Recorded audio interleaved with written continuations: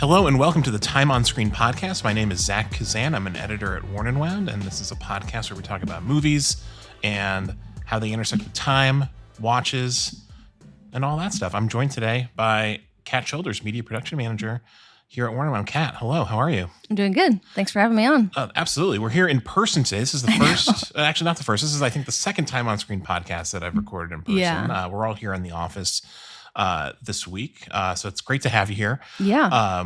We're going to be talking about the movie Arrival today from 2016, directed by Denis Villeneuve, a movie that is, I think, pretty important to both of us and that we talked about real briefly in a previous episode of Time on Screen when we talked about Contact. This movie is kind of like a sibling of Contact. You can think of it as maybe a younger brother of Contact. There's actually a couple Contact Easter eggs in this movie, which I'll talk about a little later. I'm excited to hear that. I've watched this movie like 3 times just in the last week because I love it so much. Yeah. And I wanted to make sure that I was familiar enough with it, to talk about it on a recording with you.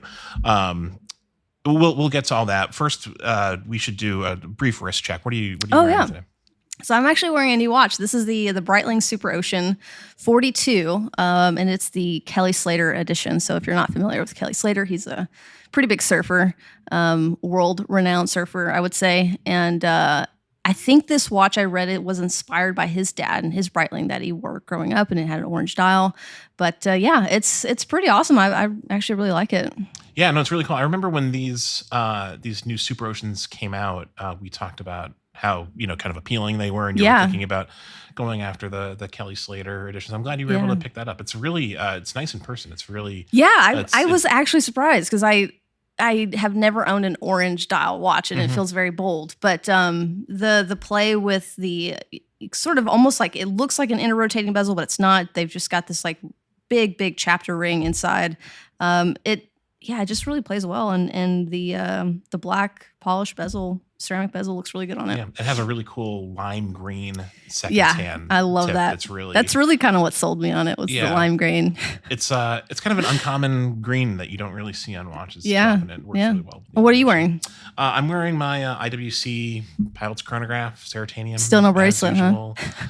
No bracelet. So the bracelet is a bit out of my price range. The bracelet is insanely expensive. Is it as much as the watch? It's not as much as the watch, but it's close. It's closer than I'd like it to be. It's closer than it makes sense for it to be, honestly. And I don't think that they make many of them, and I honestly don't even know if I'm supposed to know about the bracelet because it's not on their website. And when I asked IWC when I bought the watch last summer about the bracelet, they didn't know about it. So, interesting. But I have heard a little birdie told me about the bracelet. Have you seen any photos? So I saw it at Watches and Wonders. Okay. And they make a bracelet for the perpetual calendar. Ooh. The Seritanium perpetual calendar. So the Seritanium bracelet is not, a new thing. Okay. But I think they're just like very low production and probably pretty difficult to make. I think Seritanium is kind of, I get the sense it's just tough to work with, perhaps. Yeah. And so anyway, I like wearing it on a strap. The bracelet would maybe be like a little too much black for me anyway. And just really indulgent. I feel like it's the perfect watch for this movie. In this episode, I think it's given me those vibes when I look at it. Yeah, I think there's a military presence in this movie, which is very kind of like critical to how the movie unfolds. And I didn't wear this watch because of any relationship to the movie. I tend not to on this podcast, but you're right. I think this is probably the closest match to the movie that I've experienced in a wrist check on the Time on Screen podcast so far. So, okay, so. Arrival, like I said, 2016, Denis Villeneuve. This movie stars Amy Adams, Jeremy Renner, Forrest Whitaker, and Michael Stuhlbarg in supporting performances. this is really kind of the movie that like this podcast was made for, in my opinion, because I mean, there are some watches in the movie. Yeah. I don't know if you spotted anything specific. I couldn't make out. I saw lots of watches worn, but I personally couldn't make out any without having to Google and see if anyone else had. But, so I didn't either. I think Forrest Whitaker was wearing some type of Panerai on a bracelet, perhaps, and Michael Stuhlbarg's character, who's a CIA guy, an intelligence guy, is wearing something on a NATO strap, which I clocked right away. But the watches are kind of like not like the reason for us doing this movie. It's the structure of the movie is really dependent on how you experience time, and the movie itself thematically is about how we experience time. It's very kind of like ambitious sort of project. I'm wondering, Kat, when did you first see Arrival? Is this something you came to later? Did you see it in the theater? I'm trying to remember. I don't think I saw this in theater. I think it was probably a rental at the time. But yeah, it sort of stuck with me. And then I'll be honest, I've forgotten about this movie. I just hadn't watched it. It hadn't been on a lot of the streaming platforms, and it popped up on, I want to say Amazon Prime not too long ago. And that's what sparked me adding it to our list, because I saw it and I love this movie. And watching it again, this is like, it has the potential to be in like, honestly, like my top 5 movies of all time. Like, it's that good. And it's weird that like it took me seeing it a second time around. And maybe it's because when it came out, it was a time too that, we were kind of spoiled for movies. What was this, 2017? 2016. This came out in the fall, in November, actually, of 2016. I don't know if you remember that particular time in American history, but it was kind of a tumultuous period. And movies might not have been at the front of mind. It might not have been at the front of mind. And also, I think we were just oversaturated with movies and television and all these other things. And now it's getting to where, with COVID and everything, movie production has been slow the last few years, and we're seeing just less and less good movies really come out. So they stand out a little bit more. And I think this just got buried for some reason. It just got buried in a multitude of other movies and shows. Yeah. But yeah, I'm glad I got to see it again. What about you? When was the first time you saw it? So I certainly didn't bury it, because I've been I've been speaking this movie's praises for a long time. I saw this in the theater. I was familiar with the director. I had seen Enemy, which I don't know if you've seen that. I've not seen Enemy. Good. So that's we'll talk more about Denis Villeneuve. Kind of as we get into the podcast, he's become one of my favorite filmmakers. But this was a movie that was kind of on my radar because I hadn't read the short story it was based on, but I was familiar with the writer who wrote that short story. Oh, cool. And it was, he specializes in these kind of like very high concept science fiction stories. And Ted Chiang is the writer's name. The Story of Your Life is the name of the story that this movie is based on. And it just seemed like a very exciting project with people who I was, interested in. Yeah. And I remember seeing it in the theater, a very sparsely attended screening, sometime in late November of 2016. And I really, really loved it. I think I actually saw it twice in the theater. And I've continued to watch it, at home. I watched it 3 times in the last week to prepare for this podcast. It's really one of my favorite movies released, over the last like 10 years or so. It's it's like definitely like for me a 5-star movie. I just absolutely love it. That said, I'm making notes, writing the outline for this movie, and thinking about the podcast that we're going to do, and I don't really even know what to say about it besides like this movie kind of like emotionally destroys me every time I watch it. And the reason is purely because of the structure of it. And it really kind of like gains all of its power from this this twist, this reveal towards the end of the movie. Yeah. That's so integral to kind of like understanding the plot. Yeah. And thematically kind of what's driving the movie. And by the way, this is the warning where we will spoil this movie. Yes, it's impossible please to talk go about watch this it. movie without spoiling it. So I mean, where to begin? What is your do you have like a standout kind of like moment from this movie or something that like really? Yeah, I mean really the whole discussion of time in this movie, and I think that is what ultimately makes this movie so great. But even if it weren't the case, even if you didn't have that twist at the end, I still think this is a really powerful movie. I love the way it's shot. It's one of those movies for me that when you can pause it at any moment and just like there's like this great screen grab. It's like a photo, it's and like it's painterly like compositions of I'm thinking of like the first time you see the shell, this this alien craft that's kind of like parked in Montana, and you see like there's this amazing like helicopter tracking shot where you see the clouds rolling in off the mountains. Oh yeah, it's beautiful, and it's just like. It's beautiful, but it's also ominous. Yeah. And like the music is kind of working overtime to like Definitely make you realize that like my poor dog, she was having a time last night. We were watching this. The music was very loud, but it kind of adds to the atmosphere. It adds to the movie. And I love the play with, again, the architecture and the lines and the composition. And, you see it with this ship. And then there's other moments, when they're standing in front of what looks like some sort of division between them and the aliens, and they're communicating. That square box is kind of seen throughout the film, and her house, there's this big wide open window, and it's just like you kind of see these similarities throughout that I really, really noticed the second time around watching it.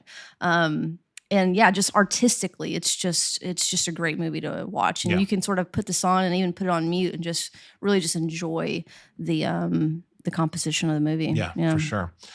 So just real quick, just to kind of like summarize like the plot of this movie for listeners who might not have seen it in a while or need a little bit of a refresher. Yeah. It's really very simple. So Louise, it's very simple. I think it's fairly it's fairly straightforward. So aliens come to Earth. Aliens come to Earth. We try to figure out like what they're doing there. Yeah. It's like kind of the oldest like science fiction like trope ever. The main character, the character we're made to identify with, is Louise Banks, played by Amy Adams, who we see in the opening sequence of the movie, kind of like the prologue of the movie. She has a daughter who dies at a young age in this prologue, and we're not really given any sort of like background information on that.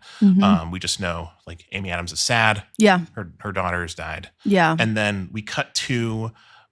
She's narrating, she's describing, speaking to her daughter, importantly, we realize later, about the day that they arrived, these aliens. And so what the movie is tracking is Louise's experience with these aliens as a linguist. She's employed by the U.S. government to come to this site in Montana where one of the 12 shells has landed, and she and Jeremy Renner, who's a mathematician or physicist rather, go up into the shell and try to communicate with these aliens, learn their language, and figure out why they're on Earth, and what their purpose is. And the movie's really about the push and pull of how Amy Adams and Jeremy Renner are going about this job. With all these other countries kind of trying to do the same thing. Yeah. And the difficulties of doing so when you don't understand each other. Yep. And of course, the implication is that even these different countries on Earth, we don't understand each other as they're... We have our own problems with communication. Yeah, exactly.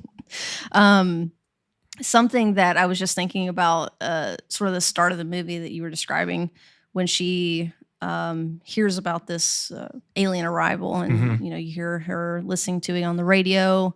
She's in what it looks like a college. She's a professor, and everyone's gone. It's kind of mayhem. There's cars like running into each other and jets flying over her, and it's sort of like every other alien movie you watch. You're like, oh, here it goes. It's gonna be crazy. It's gonna be chaotic. What's so great about this movie? It flips very quickly, and the movie is like weirdly calm. Like it's such a calm movie. It's not there's really no chaos throughout it other than that, like the first little bit of like aliens are here, we're going crazy, we don't know what to do. And you kind of get the sense of, oh, this is just going to be like every other alien movie I've ever seen. But it's not. And I think it's so great. Yeah, it's not an action movie. It's very calm. It's very quiet.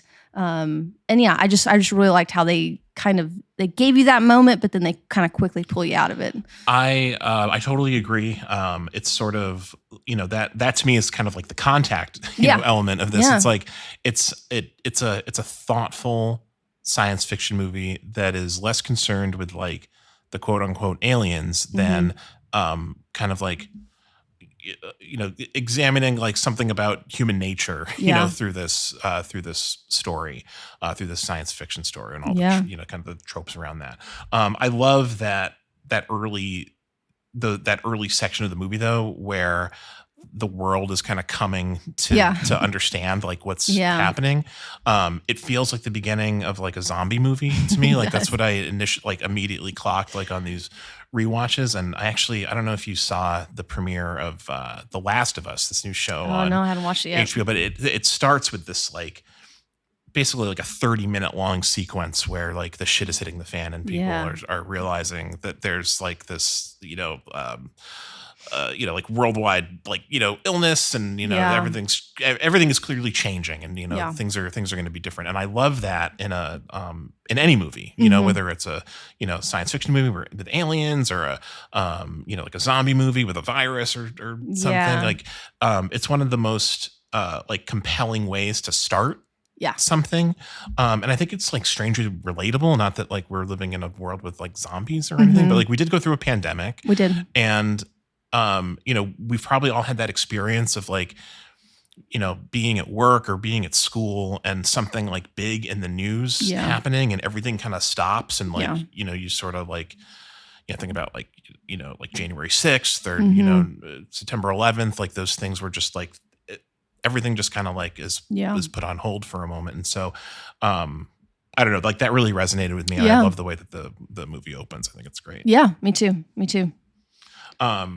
Another thing I love about the early going in this movie is that they don't spend a ton of time like explaining the weird things that are happening. Like it took me like multiple viewings of this movie to wrap my head around how they are like kind of loaded into the shell and then they're like walking up it. Because like all they say, like you have to watch it with captions, I think, to really catch it. But like they say at one point, like gravity shifts, and like they do it for the benefit of the humans, and like I don't know what that means. I don't know if there's like any basis in science fact for that, but like it allows them to like walk up the shell. And that's like, that's a real mind bending moment for the viewer, and I mean, and obviously Amy Adams and Jeremy Renner are both like extremely freaked out by it because it's just so strange.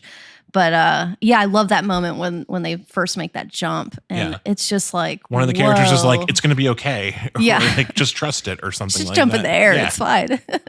It's a great scene, a great moment, and I'm glad too that they didn't go too into scientific detail there. Yeah, the movie's very good about choosing what and what not to explain.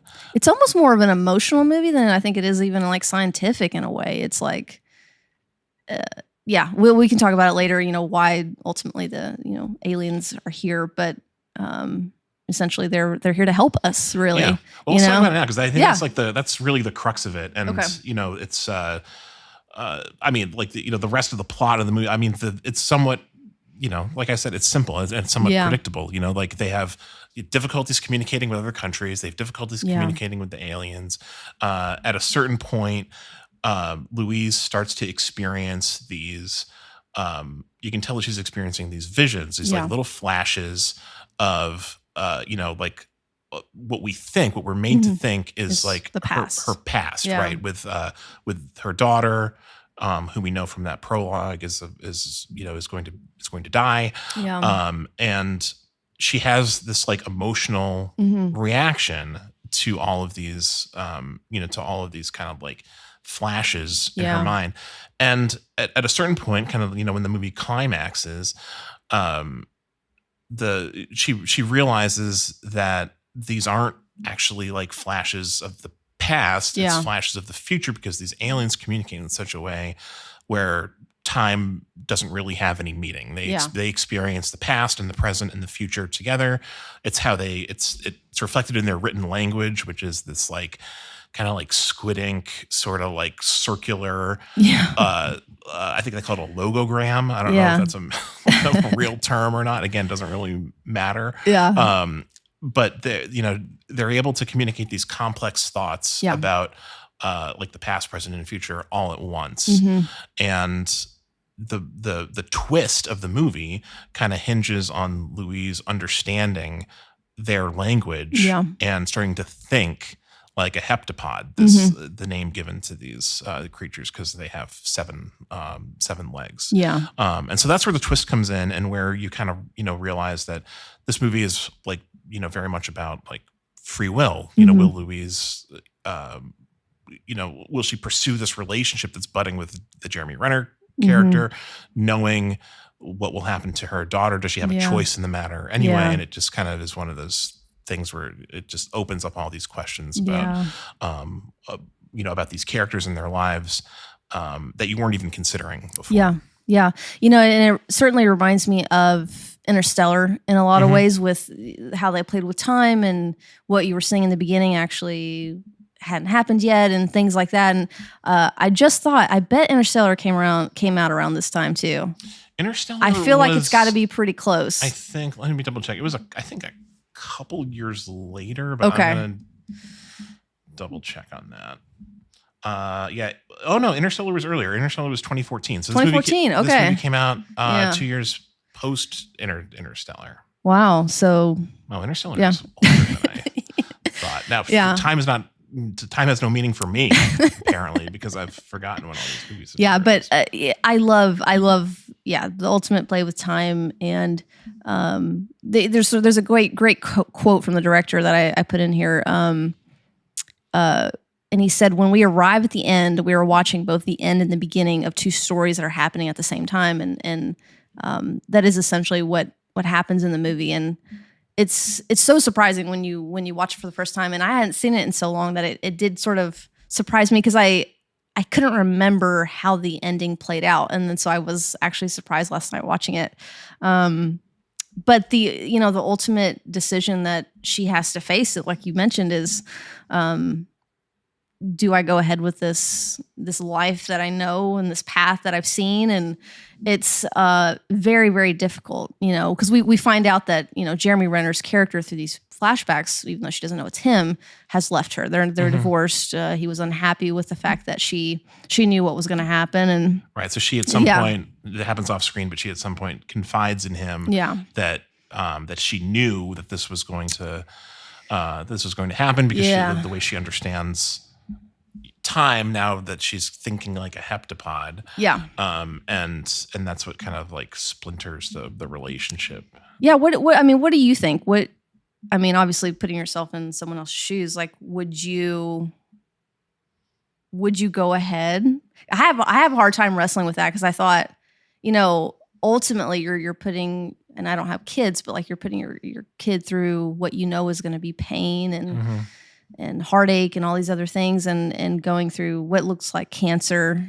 She had some sort of cancer, and that's really, really tough. And I almost don't agree with her in the movie. Like, I almost wish she would have taken a different path, you know, and decided not to have a kid, just because I get why she did. She wanted to have those moments. Those moments were enough for her, but I think it's kind of selfish in a way, That's really kind of like the key question. And I don't know. If you know your future. I don't know.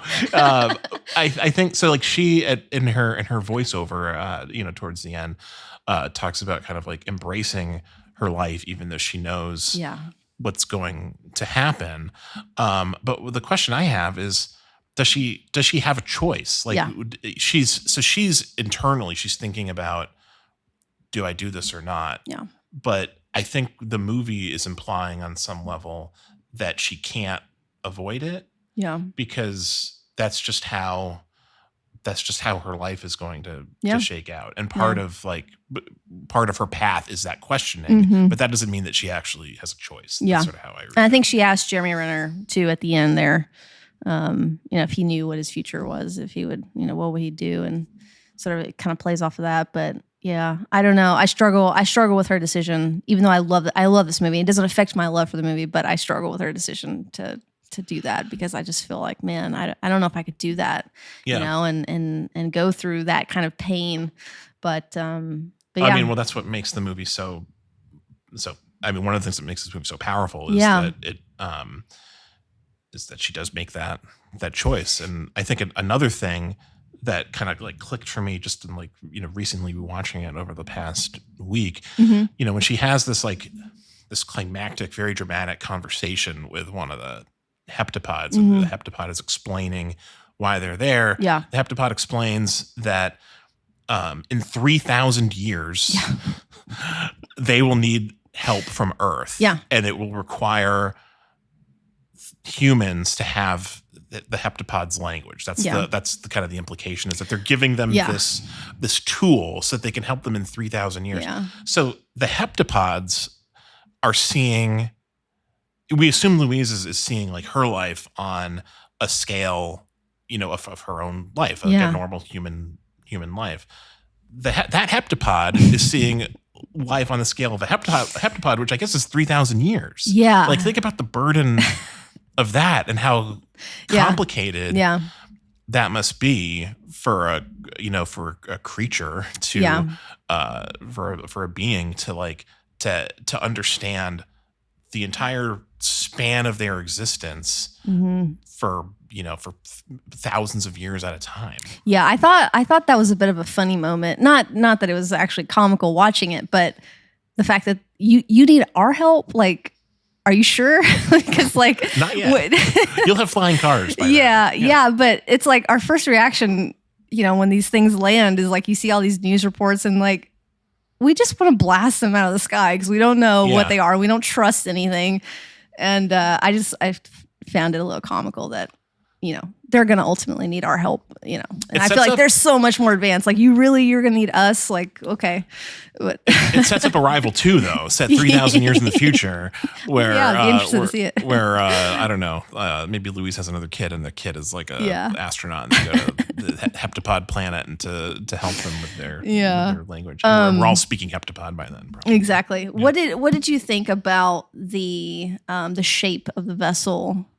I thought it was cool. Egg, kind of like an egg oval shape. I really liked it. Yeah, it really. I mean, the production design in this movie is great. Yeah. It's as you've pointed out, like visually very striking. There's something like imposing about that shape, but in a way that you can't really like put your finger on.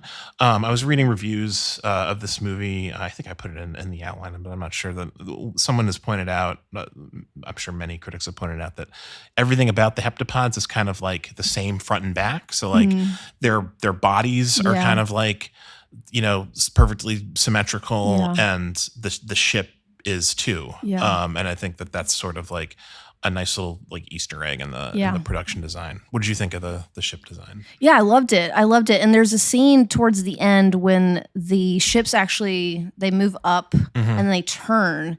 And I think obviously it's a huge ship, but when it's turned and like they're now horizontal kind of hovering, it's massive. Like that shot just really shows you the scale of this ship, and it's huge and pretty scary, honestly. Pretty scary looking. I loved like the simplicity of the ship itself. There's not a bunch of gadgets or lights or anything going on with what we've seen in our lifetime as being like a UFO or something. It's just like this very simple looking thing, and I like it feels like somehow authentic in a way that, like, obviously, like, we haven't been visited by heptapods. We don't know that we know of. But like, you imagine that an advanced civilization wouldn't have like a lot of extraneous kind of like bullshit on their on their spaceship. It would be like, it'd be very simple for traveling through the galaxy. And you definitely get the sense that that's the case. So interesting note, the one of the key differences from the story, the novella, to the movie is that the ships are not like occupied by heptapods in the story. They call them looking glasses in the story because they're like little vessels where humans can like interact with heptapods. But they're somewhere else. Yeah, they're somewhere else. Okay. I think it's suggested there that they're like, like orbiting the planet or something, but they're not actually there. Yeah.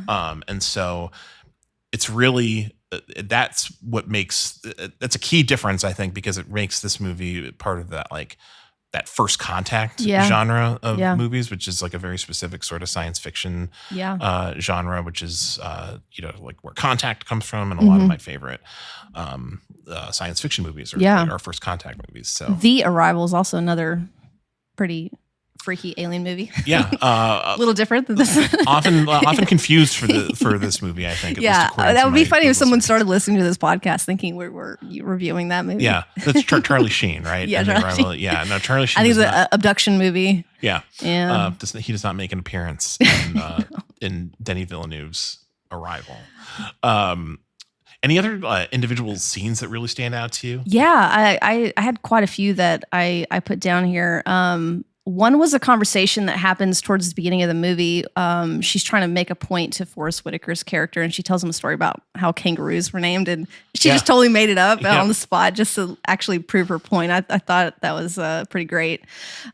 She really and well deserved, because he's really an asshole in this movie. And 100%. And she gets the best of Forrest Whitaker's character a couple of times. And I wanted to ask you, is he just a moron? It's like he just like is he just straight up kind of dumb? Like there are several scenes where he doesn't seem to fully grasp exactly what's going on. Like the when they first meet, when he approaches Louise in her office, and he plays a recording of a scientist asking a heptapod a question, and the heptapod coming back and grumbling in the way that the heptapods do, asking if she can translate that, and he seems like surprised, like on the spot, that she can't. Like because you translated Farsi for us a couple of years. Well, Farsi is a language that I know, and I can hear it and understand what they're saying and translate it, but this is an alien from somewhere else in the universe, and I don't know what the hell they're saying. Yeah, he does. He comes off on it as an idiot. It doesn't bode well for the military, I will say. His character in this movie, but yeah, she does get him a few times, and it always makes me laugh when she does, for sure. Yep. And then just another scene that I really liked was when she was actually with the hectopod. Is that what they're called? Yeah. When she goes in there with him. Yeah, when she's in the chamber. Chamber. Normally they're separated by a pane of glass, but she, towards the end of the movie, after there's been like a skirmish, and the military has, a rogue element of the military has planted a bomb in the shell. She goes back up into the shell and is directly communicating with the heptapod. Yeah, and there's she's sort of fighting anti-gravity. Her hair's kind of floating. It's just kind of real sci-fi. It's real kind of worldly experience that she has with them, and just really coming face to face with these beings. And she's strangely not really freaked out by it either. She's more curious than anything else, which reminds me of the character from Contact. Just their curiosity sort of, leading them to, make communication with these beings. And I just really like that moment. That whole scene is really great. Yeah, no, it's really good. It's very effective. She's fully understanding the heptapod language at that point. So it's interesting the way that they handle it cinematically. The heptapod is writing using their, that squid ink sort of they're like squids. Yeah. Basically huge squids. Yep.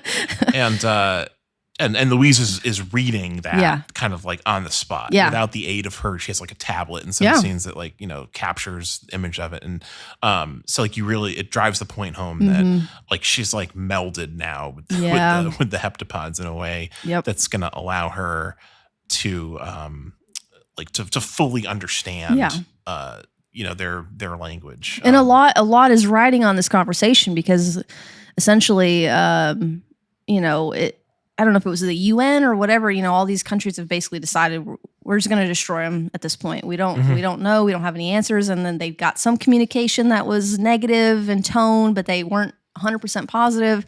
So the best answer was like, let's just blow them up. Yeah. And so she's trying to stop that from happening. And ultimately she does through this communication. Something I like about that is if you think that through, a lot of times, like in a science fiction movie like this with aliens, if the humans screw up, it means like disaster for the human race. Yeah.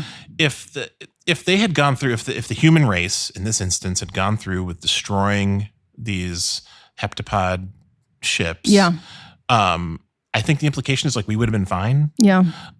It really just would have meant that like the heptapods wouldn't have been able to receive help from us in 3,000 years because we wouldn't have like kind of downloaded their language and been able to figure everything out. It's really kind of like big-hearted of this movie to like to imply that if humans are doing something just for like the good of like it's good for humanity. That we have access to this language now at the end of the movie, and you see toward at the end.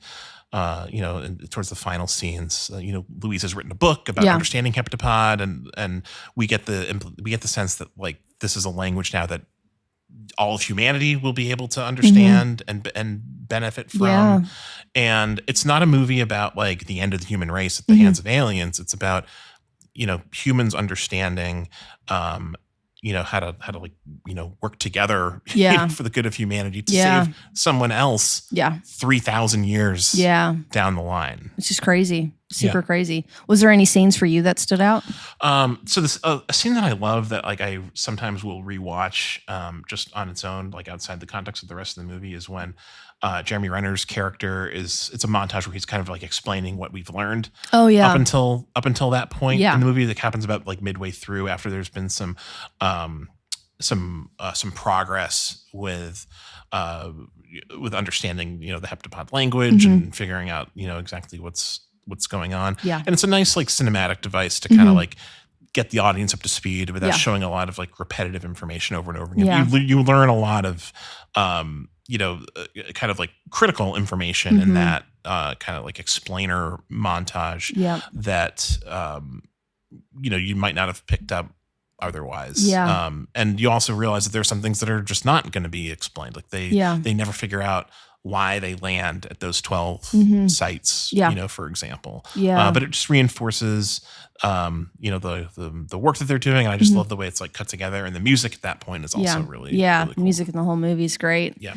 One thing, was interesting is that, he and both Louise is there to obviously figure out what the communication is, but he has a different motive. Like the military wants to know why they're here and what they want from us, basically. He wants to figure out, how did they get here?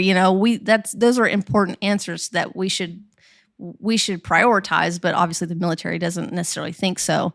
But the questions that he is thinking and asking are things that I would be interested in too. Like, are they traveling at the speed of light? All these things that we've asked ourselves for, centuries. And I don't know that we get the answers to all of those questions, but I think he has a different motive than sort of everybody else in the movie.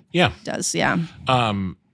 It's fascinating like what's left unknown at the end of this movie, and like what we do know I think reinforces the meaning of the movie, and that's the language and the communication piece, and what that implies is really the most important part. And again, it's not a movie about like traveling through space and laser beams and all the like science fiction stuff that like I grew up on and love still. But like this is a much more thoughtful kind of science fiction.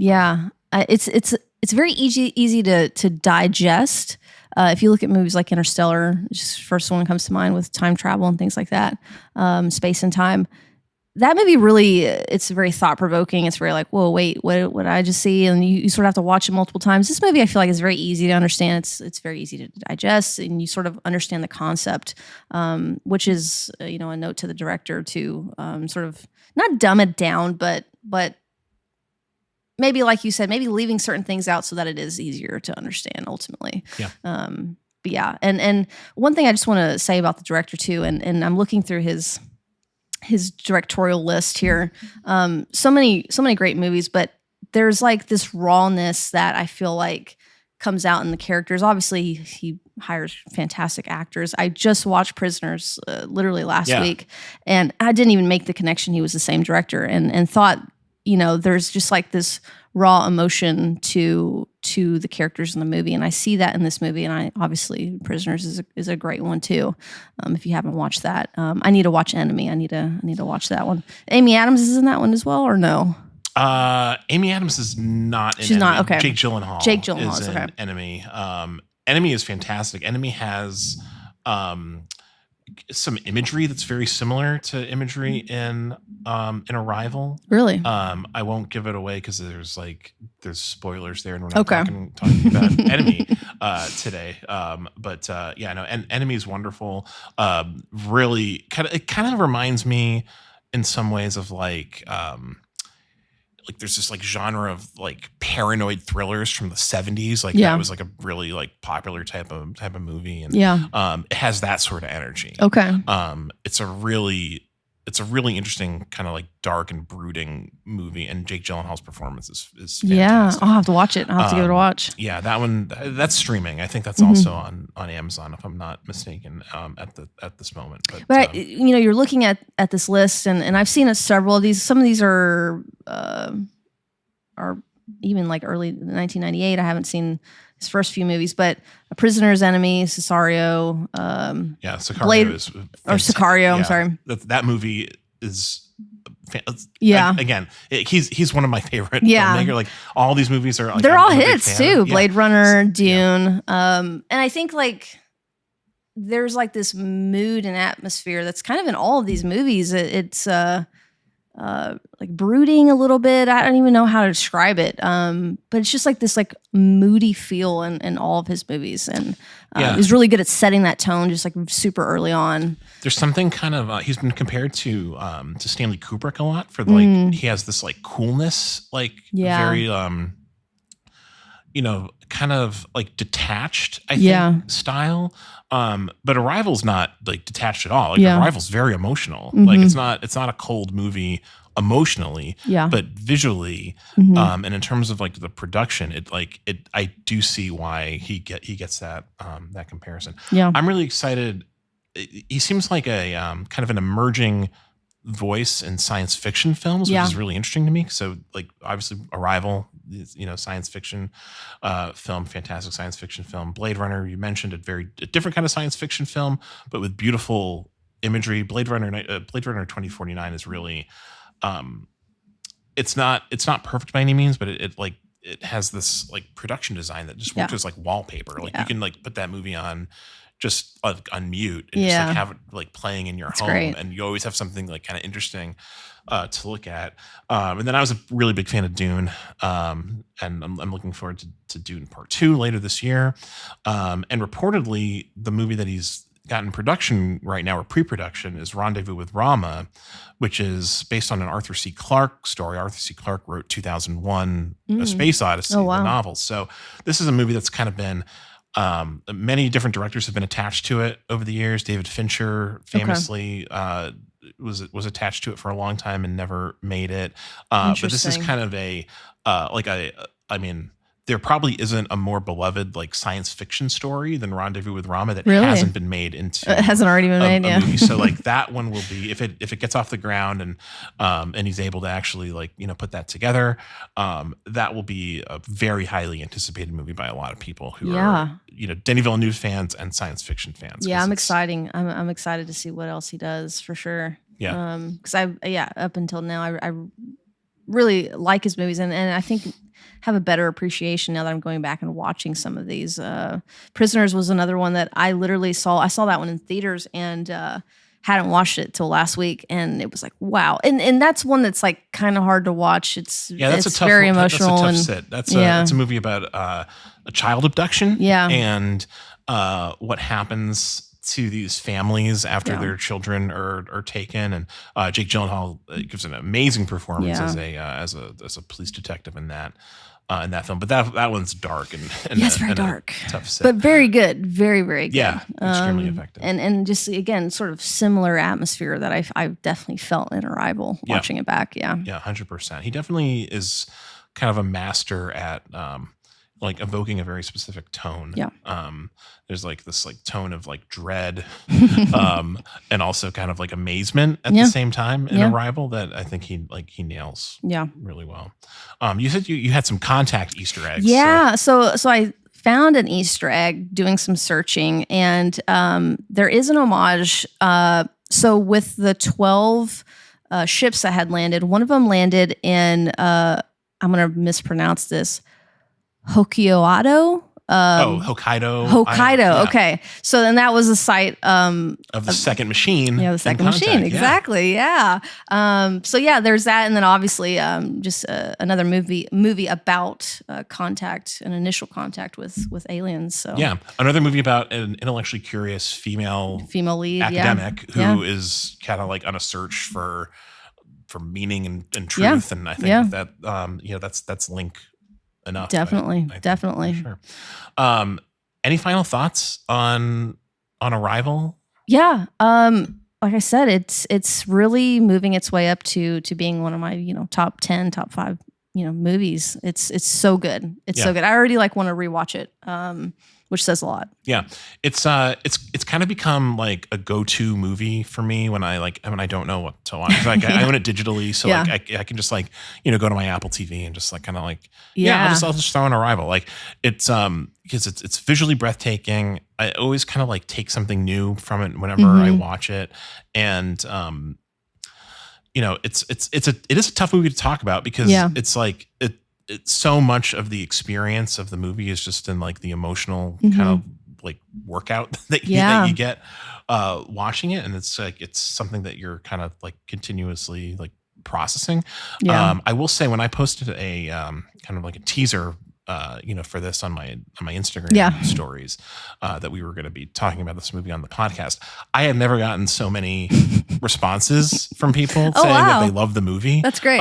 People who like, are like, in the watch community, and people who aren't in the watch community like message me saying like they love this movie, that it's, really underrated. Like I just got so many. I think messages, it is underrated. So. I really think it's sure. a sleeper hit. And like I said, I think it just got buried underneath a lot of other movies and shows at the time. Well, it came out at, like I said, it came out at a time. Yeah. A very busy time in our lives. Yeah. A little chaos, but no, definitely. I think this stands out to be, one of the better alien movies out there, in my opinion. Yeah, for sure. 100%. And I really like the fact that they're so kind and they take to her so early on too. And there's like, it's big hearted. You're rooting for everybody. You're rooting for the Happy Pots. You're rooting for Jeremy Renner and you're not Amy rooting Adams. for Forrest Whitaker. No, you're not rooting for the army or the CIA. Like they're definitely but like even like the Chinese general at the end, you get like a sense of his humanity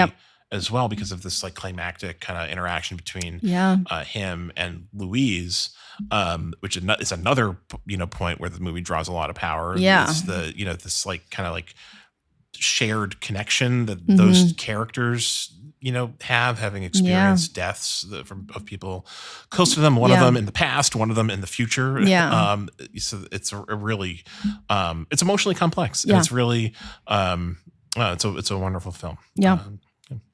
Well, thank you, Kat, for joining me on Time on Screen. This has been a really fun conversation, and hope you enjoyed it. To all the listeners out there, please like and subscribe, or do all the things on all the social medias, and leave us a review. And we will be back with another episode soon. Thanks. Bye, guys.